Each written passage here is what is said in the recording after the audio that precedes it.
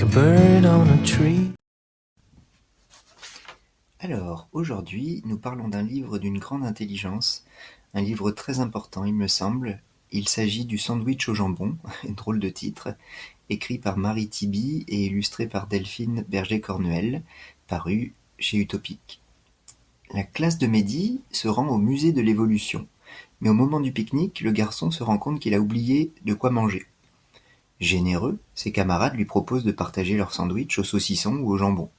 Mais le problème, c'est que Mehdi ne mange pas de porc parce qu'il est musulman. Alors, vous verrez ce qui se passe dans l'histoire en lisant le livre, mais encore une fois, ce sujet brûlant est abordé avec une grande tendresse, comme le font assez naturellement, je trouve, les enfants qui n'ont pas les passions de leurs aînés quand il s'agit de ces questions.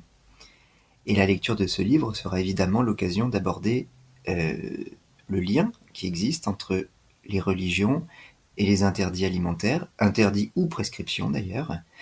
Et moi, en faisant des recherches pour travailler sur ce sujet, j'ai appris énormément de choses très intéressantes, et notamment le fait que, d'après des anthropologues spécialistes de la question, du fait religieux, ces interdits auraient été mis en place durant les premiers siècles de notre ère pour distinguer les croyants d'une même religion à une époque où les frontières des pays n'existaient pas. Donc en fait, il s'agissait en quelque sorte de rendre visible une appartenance pour pouvoir se reconnaître entre membres ayant la même foi et se distinguer des autres. C'était une sorte de frontière finalement. Et le fait que chacun d'entre nous mange plusieurs fois par jour et que tout cela soit visible, c'était un lieu, on pourrait dire, de notre vie quotidienne qui était assez idéal pour pouvoir montrer son appartenance et se reconnaître. Le livre permet aussi de prendre conscience que, même sans religion, les humains ne mangent pas de tout.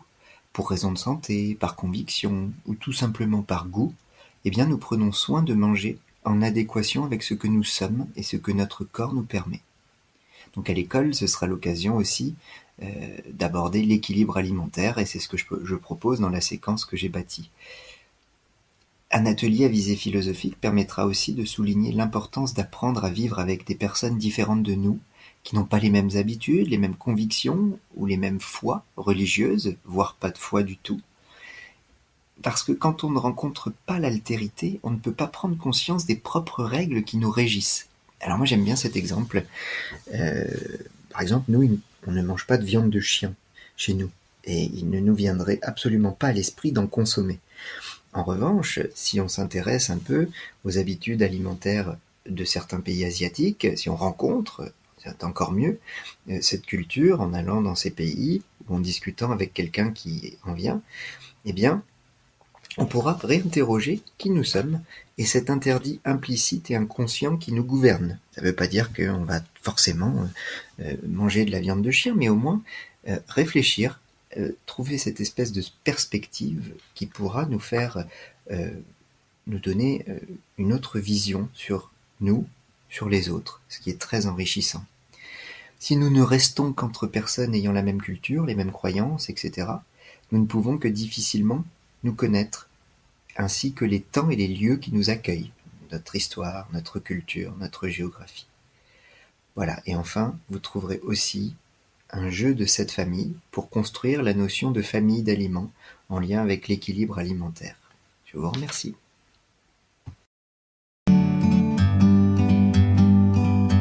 Like a bird on a tree.